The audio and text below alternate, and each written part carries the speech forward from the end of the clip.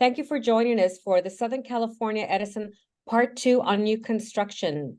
This is Part 2, as we mentioned, and it's new construction for commercial and non-residential. I am Olivia Rios, Director of Operations and Programs at the LA Latino Chamber, and we want to thank you in advance for being with us today. There's a lot of information, as you probably heard in Part 1, which we'll have the recording placed on our website by tomorrow. So if you weren't part of Part 1, you can listen in or view it on demand tomorrow.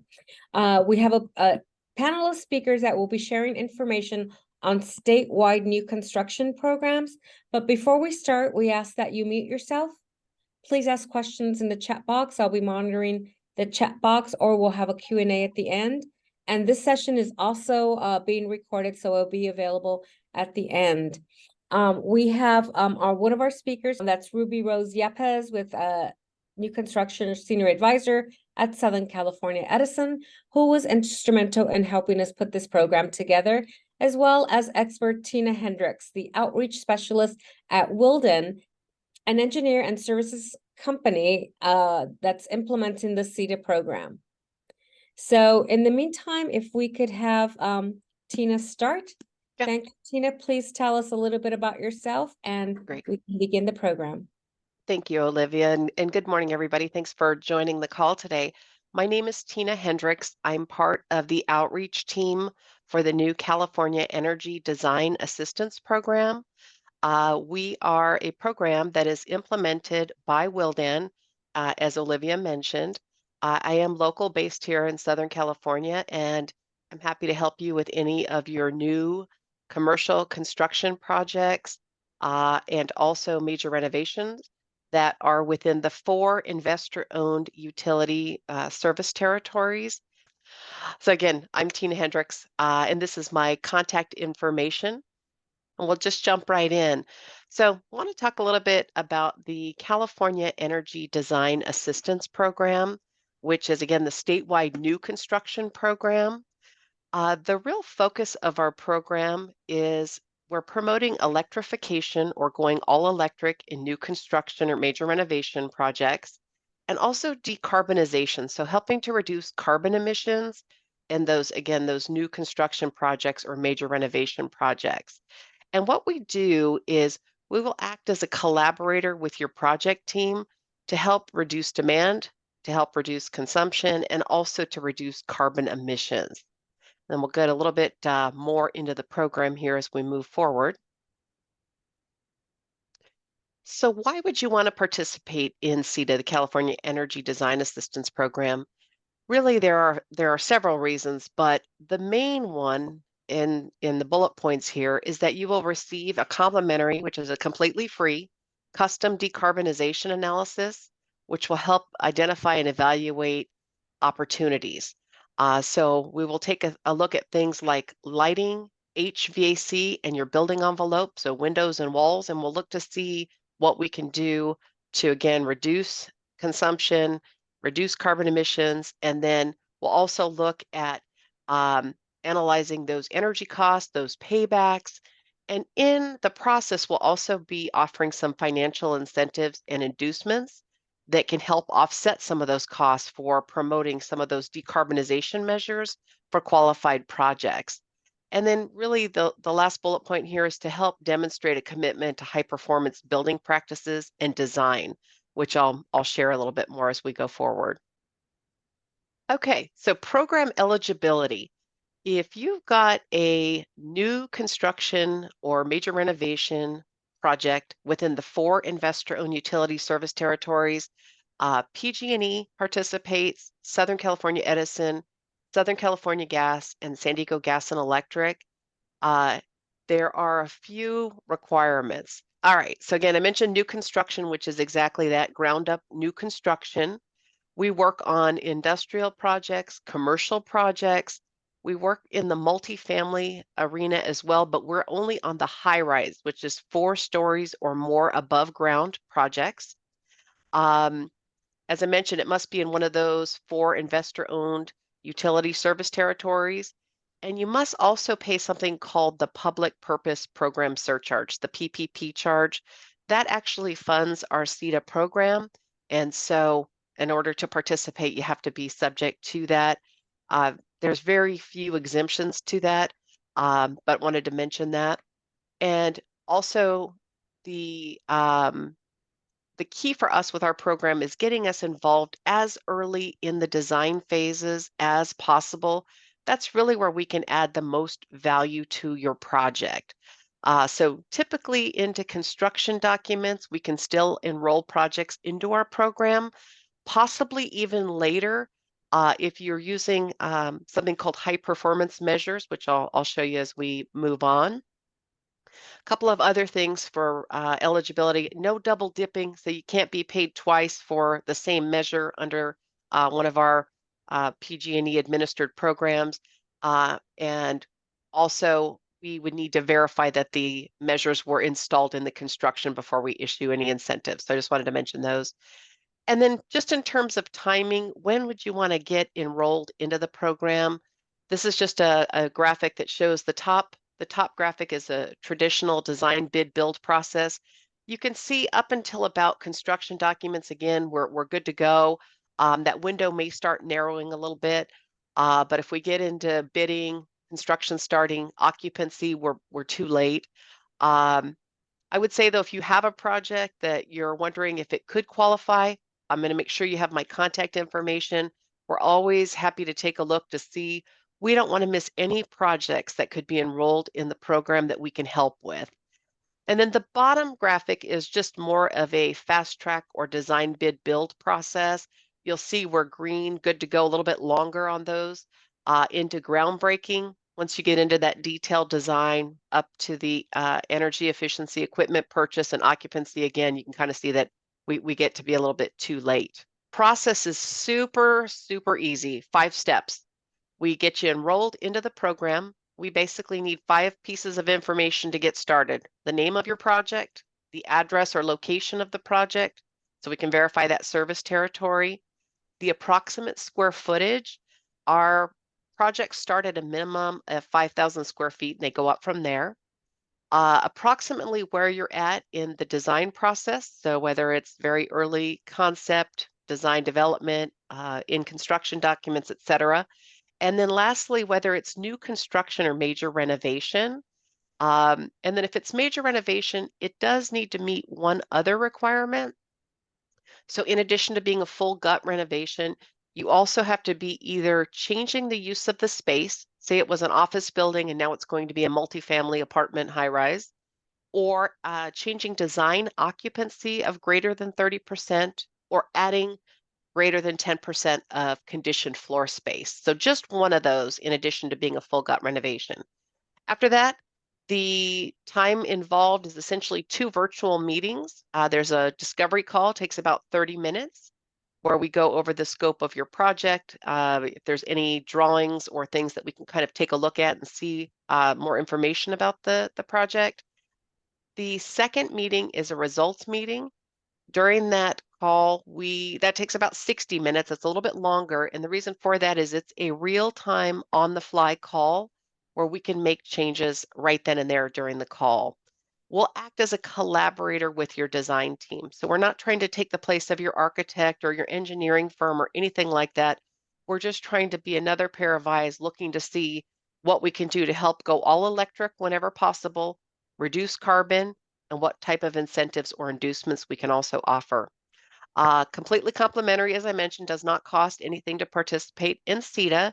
And there's also no obligation to select anything that we will energy model for you. So we're going to basically run an energy charrette and kind of look at taking out, let's say, gas boilers and looking at adding heat pump water heaters, things like that. If you do select something that we will energy model for you, that there are 2 incentives. The first one is a design team incentive. It's $2,800 per project that goes to your design team for their time that they spent with us on these 2 calls. And then the second one is for the building owner, and that's going to be the larger incentive depending upon whichever energy efficiency measures they actually select. Let's say that they go with an all-electric version. Project would get built. Once it is built, we would need to send out our team. We have to measure and verify that those that those energy efficiency measures were actually installed in the construction of the building. It is ratepayer funds that pay for these measures, and so that's why we need to make sure that they were installed. And then the last, fifth and final step is we issue a one-time check to the building owner, again, based upon whatever measures they selected, they implemented, and we verified they were installed. And that's the CETA program. Very, very simple. We walk you through it all. We have a portal, online portal, where you can enroll projects. Anybody can enroll a project anytime. I can also help to enroll projects. Again, we talked a little bit about the design team incentive. That's fairly new to the program, so we just wanted to make sure that we've mentioned that on the call. So again, it's really showing, this is really more related to something called high performance measures. So those would be the types of measures like heat pump water heaters, like I mentioned before, low GWP refrigerants, plug loads, things like that. Those are where we get into the larger inducements. Again, those are things that go above and beyond what's required by code. And so we want to be able to incentivize you for those things. And then again, this is just to kind of give you that overview. We're really trying to help California meet some of their very big energy goals and decarbonization goals with the CETA program.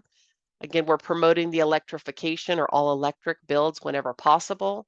We're trying to help reduce long-term energy costs and emissions. We're also trying to help drive the adoption of high performance measures for the state. Also trying to make buildings true grid resources. And another big piece of what we're doing in the program is we're out educating the market about why you want to go to all electric and help to reduce carbon emissions. So again, CETA program, we're very well funded program. We have $1 million cap per project, and we're ready and willing and able to take all your projects that are eligible for the program. And if you have any questions, feel free to throw those in the chat. I think my contact information will be on here as well, but happy to discuss any projects you have, answer any questions you may have about the program. And again, thanks so much for your time today. We have Ruby Rose who joined us just recently. Ruby? If you are doing multifamily new construction projects, two programs for you. The first is going to be our battery incentive program. So it's called our New Homes Energy Storage Pilot. So it is a pilot program that we launched in May, and we are taking applications through November of next year. If you are doing, on the right-hand side of the slide, you can see that there is the breakdown of the incentives that we are offering. So if you are doing projects that are specifically to support affordable housing, then the incentive amount is much higher than if you're doing just market rate. These are also applicable to ADUs if you are building them new, even a conversion, because those are kind of considered new construction per Title 24, right? You're doing a new addition. So, so those are also eligible. Next slide. And next. And so the requirements to participate in this program is you do have to be permitted underneath the 2019 Energy Code, which is the past code. So right now we're under the 2022 Energy Code. If you have a project that you got permitted before January 1st of this year and it's still under construction, you are still eligible for this program. The dwellings, needless to say, have to be in our territory, SCE territory. You do also need to meet all of our SGIP requirements. You need to be interconnected directly to our grid, and then you also will need to pick one of our time of use rates, which most likely you're already on, but we have our time of use D prime and then or time of use D 5 to 8 p.m. rate. So those are the requirements for that. And if you do have any questions, at the bottom left-hand side, you'll see the email to the program, which is nhesp@sce.com. All right. And also, if you are doing multifamily and you are looking at doing EV charging, we do have our Charge Ready new construction rebate program, which is specifically only for multifamily. You can get up to $3,500 per port. So if you have a unit that is dual port, you would get the incentive for both ports. You don't need to meet a minimum requirement as far as how many ports you need to install, but the program does require you to exceed what your Cal Green requirements are. So if Cal Green is that you need to install 5% and a pre-plumb for another 5%, then you installing that additional 5% charging stations would be the part that's eligible for the program. And then funding is reserved for 36 months. So if you are submitting your application during your planning or design phase, if you're DDs or CDs before you actually get into plan check, once you are approved for the program, then the funding will be reserved for you for 36 months to allow you the time to actually construct your project. And then we do have a list of approved products that you have to select from for the EV charging stations. So we do have a list that you have to, and if you do have any questions, you can reach out to my peer, Naveed, his email's there, or you can reach out to myself and I'll drop my name and email in the next one. Amy from our California Energy Commission, she does the outreach efforts to help educate our stakeholders about the energy code. And they recently launched this amazing resource hub for all the stakeholders that would be impacted or utilizing the energy code. So Amy, if you'd like to come on and share some insight about this new resource. Thank you, Ruby, for inviting me to share about our new resource. And I appreciate everyone getting out that information about the funding and the resources and what's available for all electric for all different types of projects. So a couple ones we're going to focus on. This is our new resource hub. You can use this QR code. I think if you're going to share the slides, there's also a link here on the slide. So a couple of things, if you go to our new resource hub, there's information for homeowners and renters. There's a lot of really great information for contractors. So I'm going to focus more on the contractor one for this group. So for the contractor energy resources, once you're on the resource hub, you click on the contractors one. We have a lot of great Q&As and general information. And then we have a bunch of links to different incentive rebates and financing, including what's going on with federal programs, what's going on with some of the state programs and some of the regional programs that have been talked about here. So we have links to all of those. And then also, if you're with one of the jurisdictions, we have a separate one to link to for local government representatives. On there, we also have some general information and links to incentive programs as well, including one for electric vehicle charging program. So be sure to check that out. In addition to that, if you're looking for Title 24 specific information, I will put a link in the chat for our online resource center, which is the Title 24 Energy Code fact sheets and presentations and helpful things there to help explain the energy code. So thank you again for letting me come on and highlight a couple of those resources. I'll put those two links into the chat. Thank you, Amy. Olivia, let's kick it over to Jeff so he can talk about the tech program. The Tech Clean California program is a statewide program to do market transformations for heat pumps and heat pump water heaters. So a little bit of context. California is, I think it's been clear here, is moving towards heat pumps and heat pump water heaters, and as part of the electrification strategy. So there's some regulatory items that especially like up here in the Bay Area, the Air Quality Management District is proposing some rulings where it will essentially ban gas water heaters by 2027 and 2029 gas furnaces by 2029. The South Coast Air Quality Management District is looking at the same process, as well as the California Air Resources Board. And those are kind of 2029 to 2030. So in essence, in a few years, gas water heaters and gas furnaces may actually be essentially banned. And so that is kind of the regulatory context that we're looking at.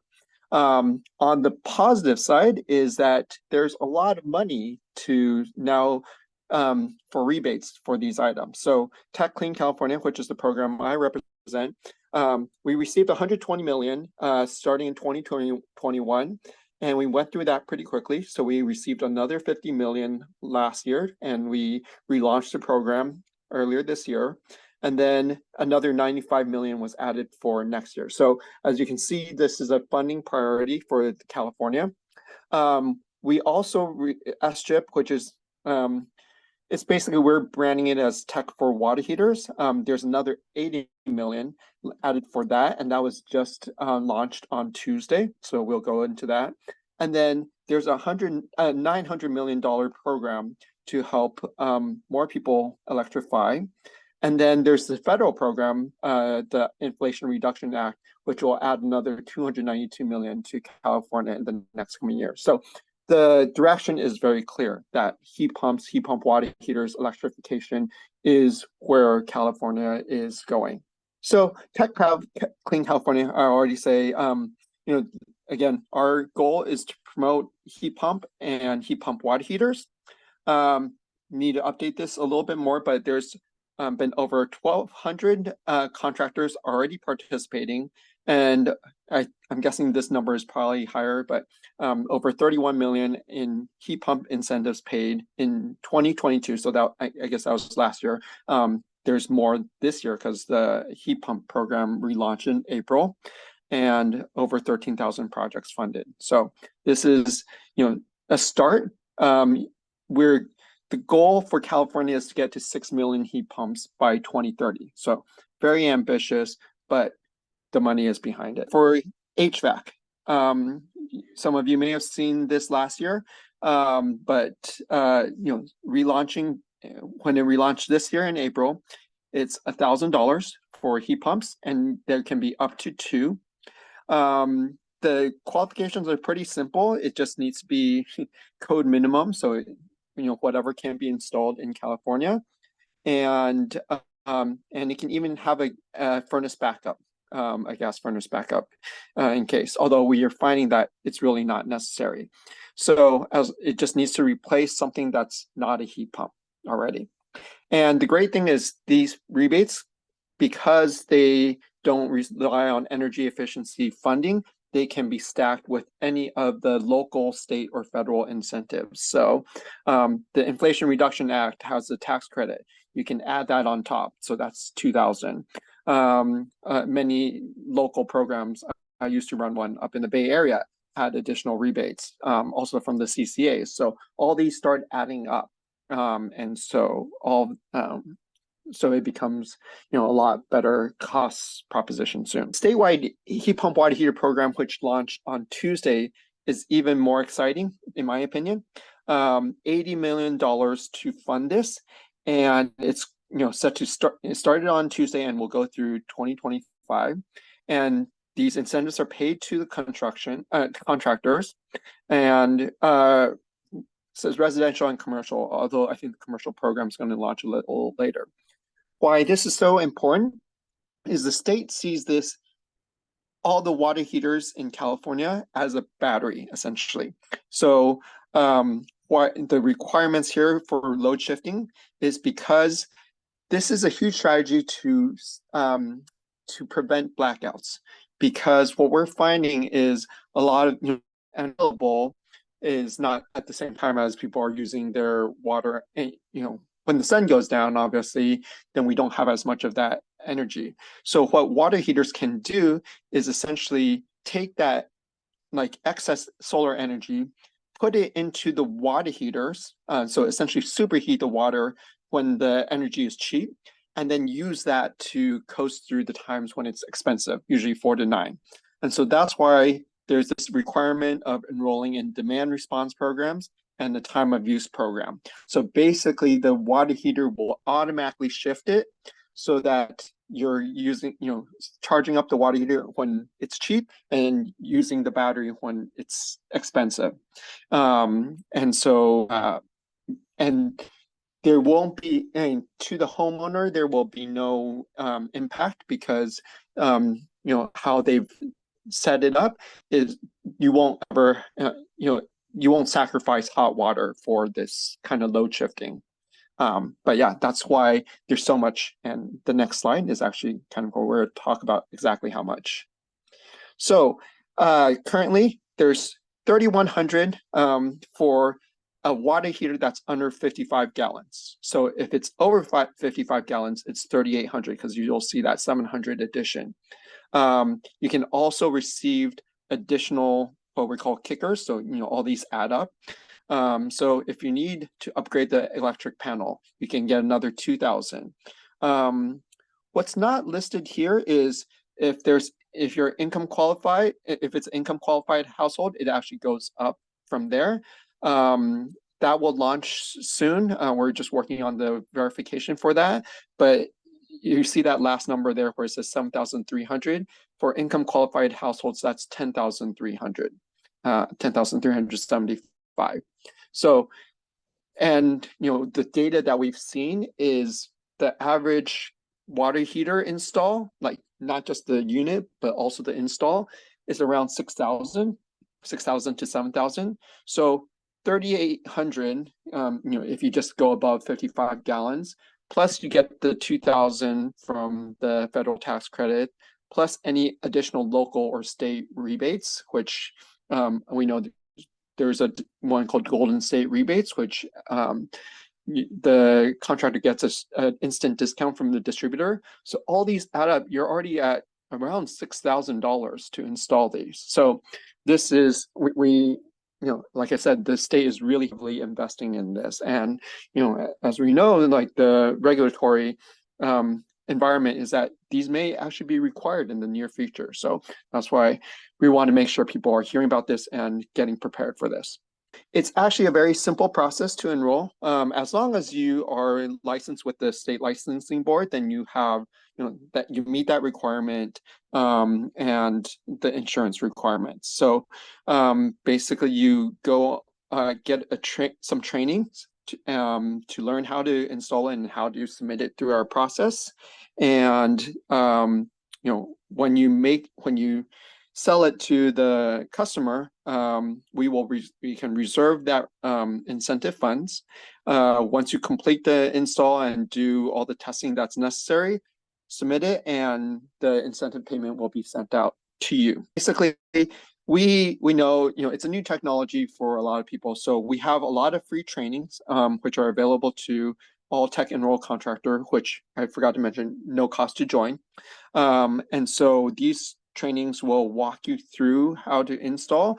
And the SMAC training, which is the one on the top right, or mentions it there, that's the required training. And what it is we'll give you a general education on heat pump water heaters, and then all the major manufacturers will also be there to talk about theirs and then get you connected to specific training on their individual heat pump water heaters. So you're getting both a general education and also specific training on whatever model you install. Here's information about those trainings. You can see all those logos. Those are the manufacturers that are on these trainings. And yeah, and it's about 2 hours every other Monday. Next. As I mentioned, there's the overall training, there's the manufacturer specific training, and then what I think is really cool is once you go through that process, we will send you a free heat pump water heater for you to use at your own home. So we find that for people learning how to use it, the best way is to actually use it in your own home, and so you'll get a free one if you want one. For those who did sign up for the process last year, there's just some updated forms. It's really quick to fill out. So those are the websites to do that. But as you can see there at the bottom, the enrollment requirements are just that you have a license, fill out this agreement of how you're going to submit, and then you watch 15 minutes of onboarding videos. So we're trying to make it as simple as possible. The big message is, hey, this is where everything is going, and we have a lot of money now in rebates and incentives, and so we're trying to encourage as many people to do it before it's required. And I think I'll stop there for questions. Thank you, Jeffrey. This is so much information, and because we are going electric, it's really important for folks to get on the bandwagon and also start applying. And begin doing the change gradually, so it's not a huge expense all at once. But I Yes. do have a question. It says, if I wrote down some notes, so by 2027, so if you're a new builder, you could not add any gas water heaters. It'll have to be electric. So what happens to the rest of us, or most of us, who have a gas water heater? So should Yeah. we get on those incentives now? Yes. And would they be recycling the old water heaters? What are they doing with all the extra or everything that's being banned? Are they being recycled, or they're being tossed away into our environment? I mean, Right. we could, yeah. I forgot to mention, it's not that when I say like 2027, no, it's people aren't going to come into your house to take out your old gas water heater. It's just essentially as they fail, then I think the enforcement method is that the air quality management district will make sure that the distributors cannot sell new gas water heaters. So yes, those will then be taken out and are recycled. And what was I gonna say? Yes. So yes, a lot of times, once for rebate programs, that once things are required, the rebates are no longer available, and so that's why I'm saying, this is the best time to do it, and what we find is gas water heaters typically fail every 10 years, and so if you can get ahead of time and get these changed out while there's still rebates, then you don't have that situation where you're forced to make that change and you don't get rebates. All right. So Jeffrey, I have a question. Yeah. So on these retrofitting, how you're going to be converting the gas to electric. So what if the house doesn't have the capabilities of running another 220 to run the electric water heater? So is Edison considering panel upgrades? And if that is, are they rewiring the house to make sure that an old knob and tube isn't going to catch on fire if you're, upgrading those panels? Or what is included in that? What has Edison come up with for retrofitting from gas to electric on those water heaters? I don't work for Edison, so I can't speak to that. But what I will say is there are a lot of strategies to avoid upgrading, and we do have that panel upgrade rebate, $2,000. But what we find is most of the time people don't need to upgrade their panel. The actual percent that they use is typically around 30%, and so even a 100-amp panel, it should be good enough.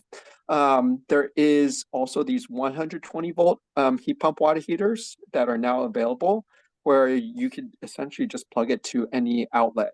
You don't need to upgrade. And